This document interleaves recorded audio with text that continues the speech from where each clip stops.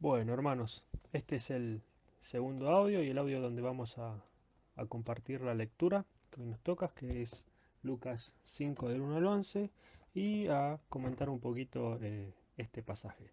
Primero les quiero recordar, la semana pasada habíamos quedado en, en el Evangelio de Lucas, capítulo 4, versículo 44, ¿sí? Donde hasta allí habíamos visto todo el recorrido de Jesús guiado por el Espíritu Santo, desde las tentaciones, pasando por la sinagoga y enseñando en las sinagogas también, ¿no? Eh, y el versículo 44 del capítulo 4 nos dice que Jesús siguió predicando en las sinagogas de los judíos. Salvo por la excepción de la sanación de la suegra de Pedro, que fue en la casa, todo el resto del ministerio hasta este momento se vendría dando dentro de las sinagogas, ¿sí? A partir de aquí, en el capítulo 5, como un poco lo habíamos adelantado la semana pasada, ya Jesús comienza a enseñar afuera.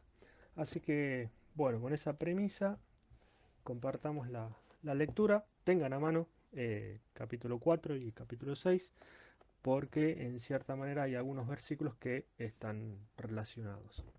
Bueno, entonces vamos. Lucas capítulo 5, versículo 1. Dice así. Un día estaba Jesús a orillas del lago de Genezaret, y la gente lo apretujaba para escuchar el mensaje de Dios. Entonces vio dos barcas que los pescadores habían dejado en la playa mientras lavaban las redes. Subió a una de las barcas que pertenecía a Simón y le pidió que la alejara un poco de la orilla. Luego se sentó y enseñaba a la gente desde la barca. Cuando acabó de hablar, le dijo a Simón, lleva la barca hacia aguas más profundas y echen allí las redes para pescar.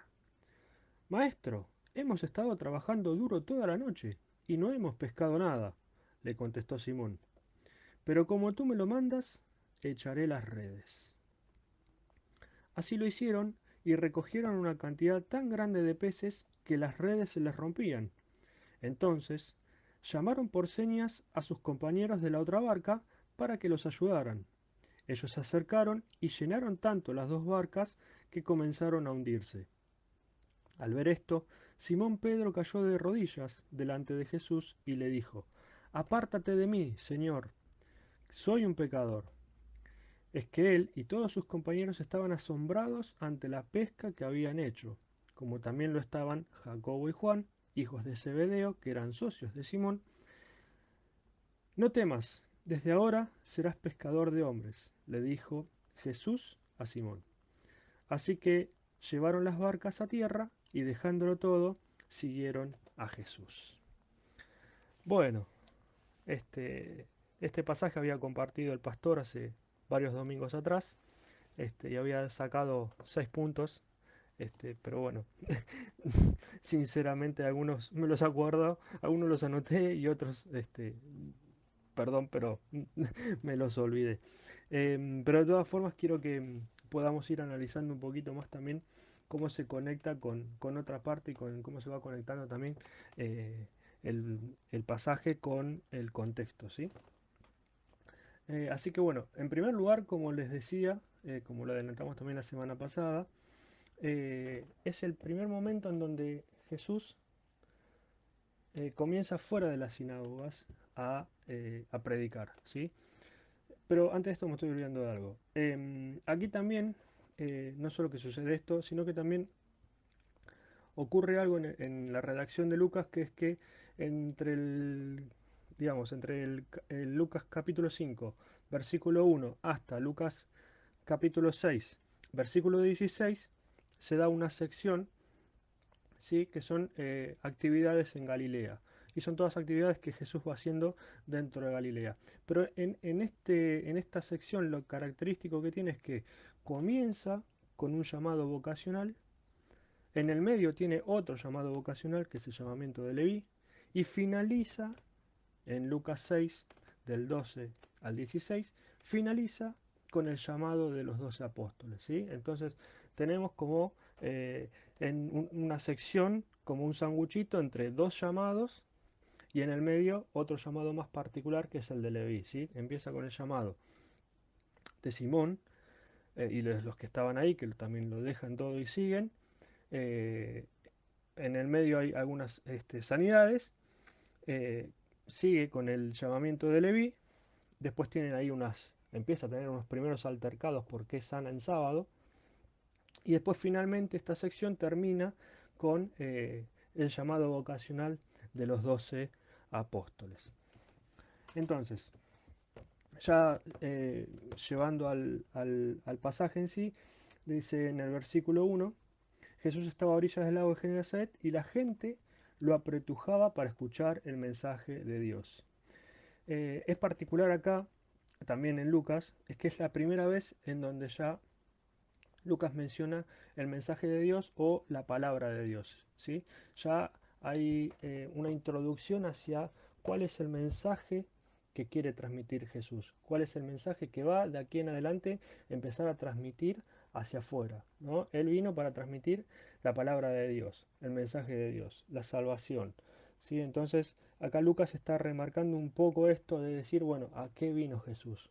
¿A qué vino y a quiénes vino también? Porque ya está saliendo fuera de las sinagogas. Que esto ahora lo vamos a ver en los dos versículos que vienen después.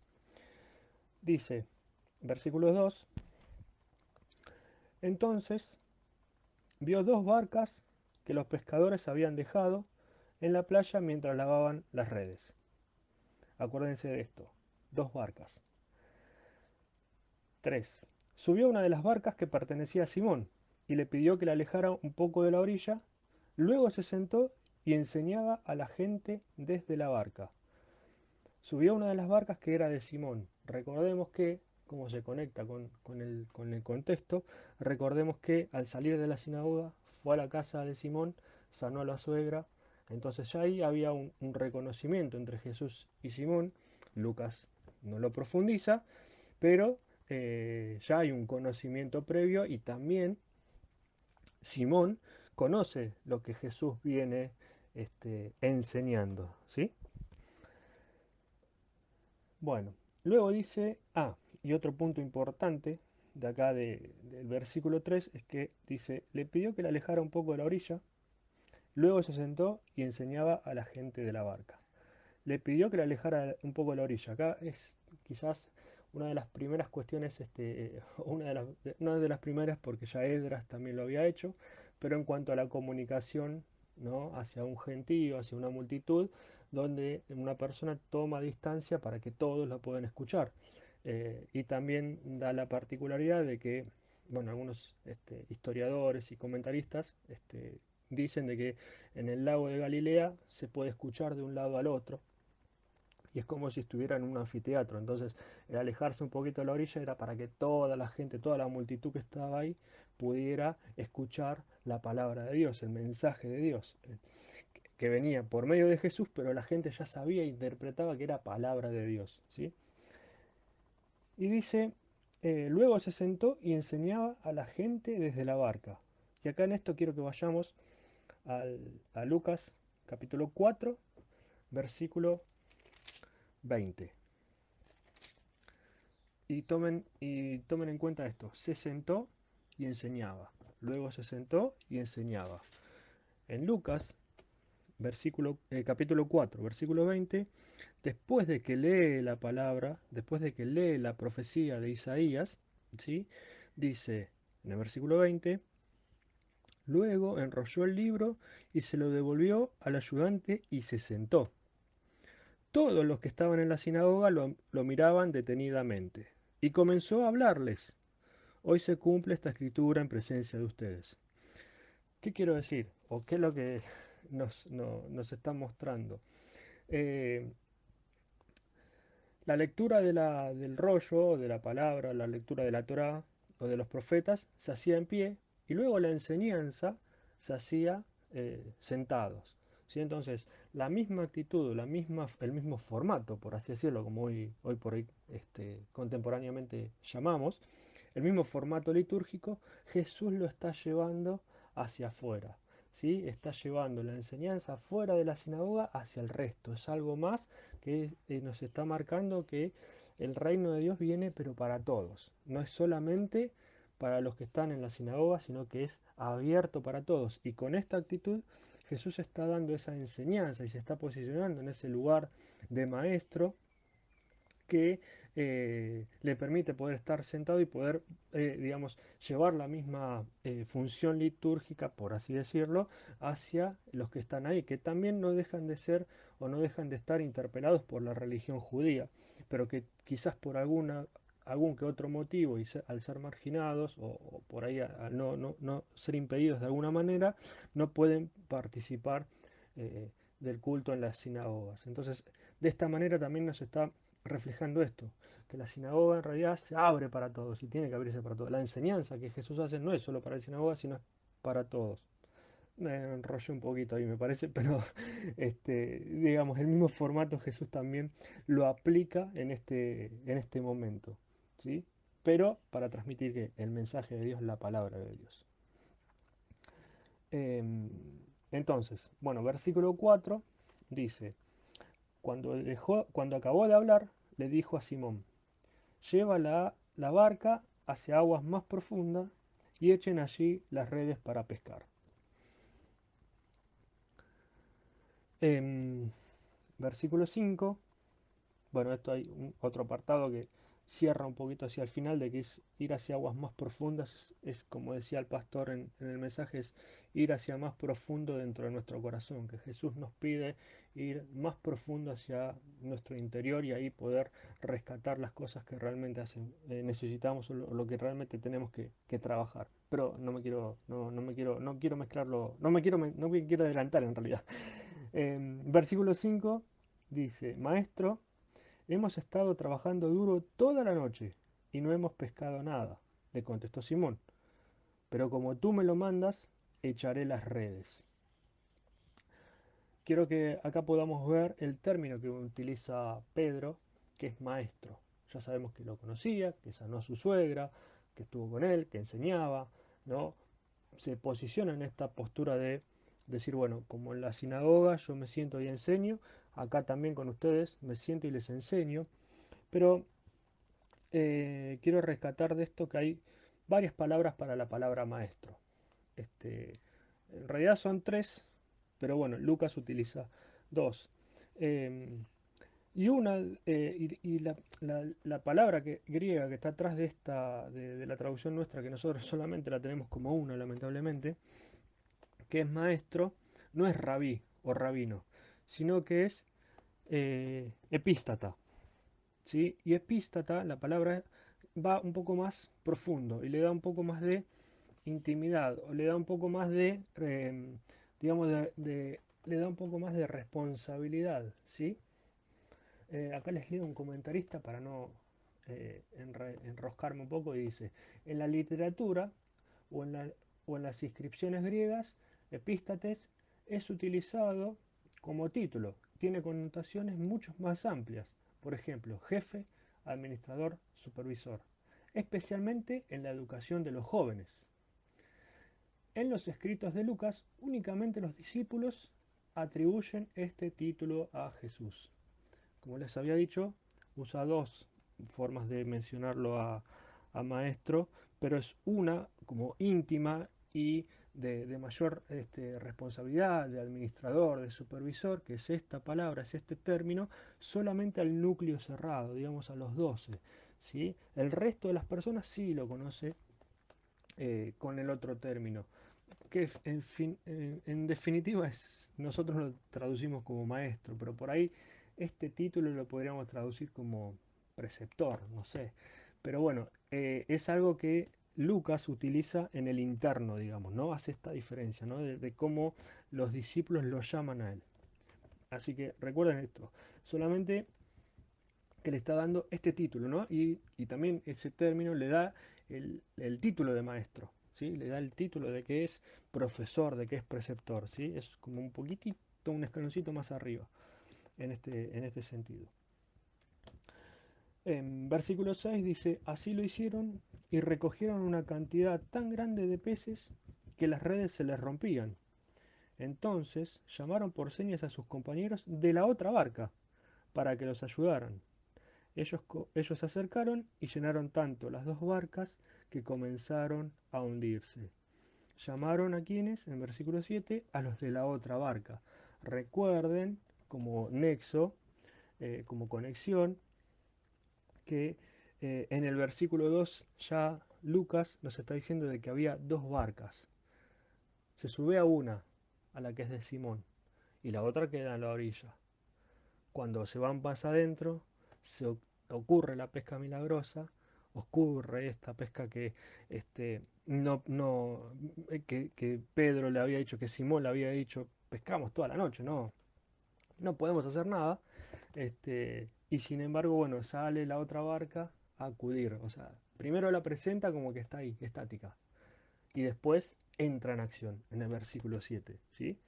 Hagamos como si fuera una película así como de corrido y vemos como están pescando y lo llaman y viene la otra barca remando desde la orilla a ayudarlos, ¿sí? Una imagen, nos podemos hacer esa imagen panorámica de lo que está sucediendo. Eh, Hay algo que me estoy olvidando, que es importante, que dice en el versículo 5, aparte de la cuestión de maestro, que estuvieron, dice, hemos estado trabajando duro toda la noche y no hemos pescado nada. Un poco es el tono también quizás con el que Pedro enfrenta a Jesús y le dice, dale, vos sos maestro, te reconozco como tal, pero yo soy pescador. Y aparte que también es otra cuestión de que las mayores pescas se hacían por la noche, no durante el día. La mayor cantidad de peces ocurrían durante la noche, no durante el día. Entonces es como que también eso lo confronta a Simón, a Pedro y a todo su grupo, como va a decir, bueno, pero él confía y le dice, ok, bueno, pero porque vos lo decís, porque en tu palabra, porque en lo que vos me mandás, yo voy a ir. Porque si fuera por mí, no voy. ¿No? Básicamente, básicamente es eso. Un poco más faltaría que diga, seguí sentado y enseñando, no sé, pero no. Eh, no fue tan irrespetuoso, por lo menos no lo transmite así el evangelista Lucas. Bueno, retomando en el versículo 7, cuando lo vienen a socorrer los otros, ahí dice, al ver esto, Simón Pedro cayó de rodillas delante de Jesús y le dijo, apártate de mí, Señor, soy un pecador. Y acá un poco lo que nos decía el pastor, ¿no? Es que muchas veces actuamos viendo el milagro que ocurre, ¿no? Y no pensando en lo que puede llegar a suceder o en lo que Dios puede hacer a futuro, sino que nos reconocemos y nos arrepentimos y suceden un montón de cosas cuando vemos el prodigio o el milagro o lo que sucedió en nuestra vida y muchas veces no podemos verlo de antemano, cuando Jesús ya está viendo de antemano lo que hay más profundo y que más profundo hay peces y es de nosotros que tenemos que decirle, por más que no veamos nada, ok, vamos igual, yo me la conozco a todo, ok, voy igual, y es el obedecer. Cuando sucede eso, ahí es como que nos cae la ficha y decimos, perdóname Señor. Y es lo que le pasó a Pedro, ¿no? El reconocimiento y después el arrepentimiento. Y aquí se da otra situación o otro tema también, que es el nombre. ¿Sí? Jesús, perdón, Pedro, Simón Pedro, cae de rodillas, reconoce y al reconocerlo dice, se reconoce como pecador, pero dice, aparte de mí, Señor, soy un pecador. Ya no es más maestro, ya no es más esta figura de preceptor, de líder, de aquel que está para instruirlos, de aquel que está para supervisarlos. No es más esta figura, sino que ya es Señor. Le dice Señor. Y acá vuelvo a retomar un poco los términos griegos, perdón, pero acá el término griego que se ha utilizado es Kyrios. Y Kyrios, en la traducción del Antiguo Testamento al griego es la traducción directa para Jehová o para Yahvé.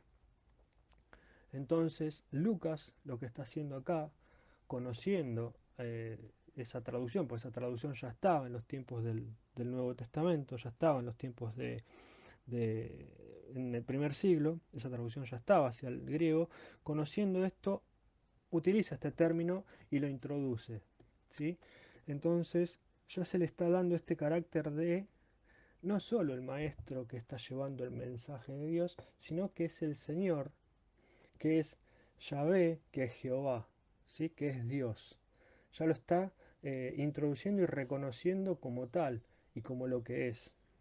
Entonces, eh, este, este cambio que hace Simón Pedro en su forma de pensar no es solamente desde que es un mero maestro hacia un simple señor, como podríamos decir, bueno, un señor feudal, alguien que está muy caracterizado, no, sino que señor es directamente ya relacionado con Dios, con Jehová, con Yahvé, ¿sí?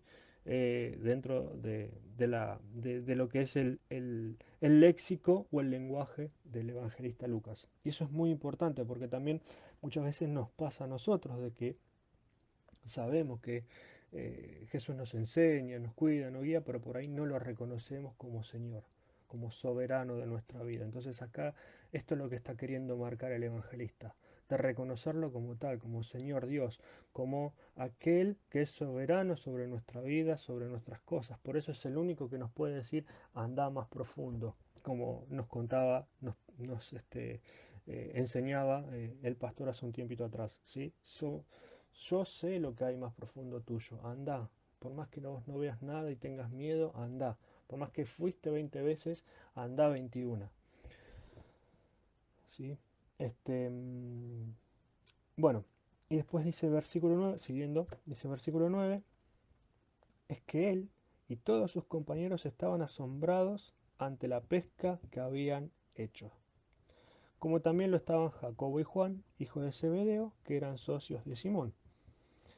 No temas, desde ahora serás pescador de hombres, le dijo Jesús a Simón. Obviamente que todos los que estaban ahí quedaron maravillados por lo que sucedió, ¿sí? Lo que vieron, el milagro. O sea, no, ellos también estaban todos en la misma condición que Simón. Es Simón el portador del temor o del fastidio, por ahí quizás, de todos, de los que estaban en ese momento, porque ya habían pescado, habían salido, no habían pescado nada y como si sabemos que al mediodía, a la mañana no hay nada, ¿por qué vamos a salir o por qué vamos a ir? Bueno, esto también es como que este prodigio, este milagro, los envuelve a todos por igual y todos van conociendo más de Jesús y de lo que él hace y lo que es y a lo que vino, ¿sí? Y también quiero mencionar algo sobre el pescador de hombres, que pescador de hombres dentro de la creencia en el Antiguo Testamento era tener la capacidad para reunir gente, ¿sí? Con algo en común. Entonces Jesús le está dando esta nueva misión, este nuevo encargo de que Simón, de que Pedro sea aquel que pueda reunir gente o juntar gente, juntar personas, transmitir el mensaje, unificarlos hacia formar el reino de Dios, hacia o traerlos hacia el reino de Dios, ¿sí? O sea, ¿cuál es el sentido en común o cuál es la, el común denominador que tiene entre todos? El reino de Dios. Y en el reino de Dios, obviamente, la predicación y la palabra de Dios y la predicación de Jesús, ¿sí? Entonces, esto en común, o sea, esta connotación que tiene ser pescador de hombres es unificar gente o traer gentes hacia un fin común, que este fin común es ni más ni menos que el reino de Dios y obviamente todos los beneficios que ello trae, ¿sí? O sea, ya podemos ver que eh, la palabra nos lleva desde algo profundo de nosotros mismos, pero que después se desparrama y se contagia o se debe contagiar hacia los demás, ¿sí? Es algo que nosotros tenemos que tratar desde nuestra incredulidad, desde nuestros prejuicios, desde nuestras cosas de cómo están, hacia dónde Dios nos quiere llevar a lo que sea, a lo que Él quiera que seamos, o lo que Él quiera que hagamos, por más que nosotros no lo estemos visualizando en este momento, no lo estemos viendo, no lo tengamos en claro. Muchas veces no tenemos en claro las cosas, pero cuando suceden decimos, ah, era todo esto. Y ahí cierran todas las cosas que habían pasado y tal vez habían pasado años, décadas, no sé. Y el versículo 11 finaliza diciendo, así que llevaron las barcas a tierra y dejándolo todo, siguieron a Jesús. ¿Sí? Ya aquí esto, bueno, el tema de eh, volver a tierra, dejándolo todo, dejaron las redes, dejaron los peces, dejaron todo, siguieron a Jesús. Y esto de dejarlo todo para ir por el reino de Dios es una, digamos, también es un común denominador dentro de la predicación de Jesús, ¿no? Dejarlo todo, tomar la cruz y negarse a sí mismo y seguirme, ¿sí? En los tres evangelios siempre va a estar eh, esta cuestión de dejar algo nuestro, de dejar atrás algo que nos impedía acercarnos o ir hacia el reino de Dios. Entonces, de este modo, siempre tenemos algo más. Esta enseñanza, como el pastor nos decía, es hacia el discípulo, ¿no? El camino del buen discípulo. Tiene diferentes nombres, pero los títulos, diferentes nombres me refiero a los títulos. Tiene diferentes títulos en las diferentes versiones, pero el título no es muchas veces condicionante de lo que tiene escrito adentro, de lo cual es el mensaje, porque bueno, es colocado a posterior, no es parte de lo que el evangelista escribió. Entonces, este camino del discípulo nos lleva a ir un poco hacia nosotros, un poco también de ser de los que estamos dentro de la multitud, ¿no? Apretujándolo, queriendo estar con ansias, escuchar el mensaje, escuchar la palabra de Dios, de reconocerlo como maestro, de verlo como maestro, después de decir, sí, ok, voy a ir a aguas más profundas porque vos me lo ordenás, sí voy a ir al interior de mi corazón porque ahí hay algo que necesito sanar, sí voy a intentar esto nuevamente, por más que ya lo hice 25.000 veces, sí voy a ir de nuevo. Sí, es esta cuestión de volver a obedecer, escucharlo, comprenderlo, obedecer, actuar en consecuencia, ¿no? O sea, actuar en consecuencia y decir, ok, listo, lo comprendo, obedezco y lo hago. Que eso está dentro del obedecer, ¿no? Porque si no, no sería me quedo sí, sí, sí, sí y no hacemos nada. No, eso no sería obedecer. Y después si el milagro ocurre, si después realmente nos empieza a cerrar todo, ahí lo reconocemos, nos arrepentimos, lo contagiamos al resto, ¿sí? Y ahí ya Dios nos otorga, el Señor nos otorga un nuevo paso. Se nos abre el panorama hacia una nueva misión, hacia una nueva visión, hacia algo que por ahí nos estaba obstruyendo y nosotros estábamos como estancados. También hay que verlo desde ese lado, ¿no? Es cuando es seguir, cuando por ahí caemos los brazos o bajamos los brazos sobre alguna situación en particular y el Señor nos dice, no, seguí intentando y después cuando ahí lo vemos, ahí es como que la alegría, la paz o lo que fuere, o el amor, o lo que nos esté faltando, lo que estemos buscando en ese tiempo, ya nos inunda completamente y decimos, ah, gracias Señor, y ahí volvemos por medio del arrepentimiento y de reconocerlo, volvemos nuevamente, perdón, a reconocerlo como Señor y soberano de nuestra vida. Y luego nos invita a que podamos compartir hacia los demás para poder también ser nosotros pescadores de hombres.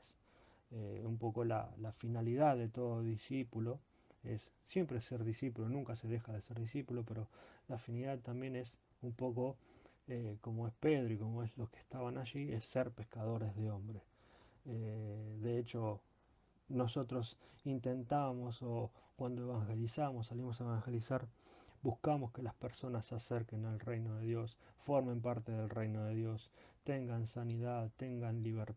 Todos, o sea, no somos discípulos y nunca vamos a dejar de serlo, pero también nuestra finalidad como tales es hacer otros discípulos, hacer nuevos discípulos y traerlos hacia el reino de Dios, traerlos y presentarles el mensaje de Dios, presentarles el mensaje de salvación que hay en Cristo Jesús.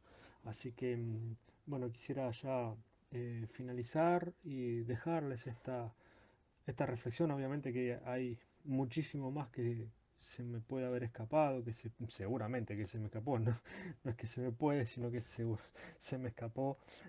Hay muchísimo más para trabajar dentro de cada fragmento, dentro de cada perícopa de la Biblia, de la palabra, siempre hay cada vez muchos más y siempre una vez que volvemos a releerlo, se nos vuelve a abrir los ojos y se nos vuelve a presentar otro panorama, se nos vuelve a presentar otra situación, también dependiendo de cómo nosotros estamos. Así que, bueno, aquí ya terminamos por esta tarde.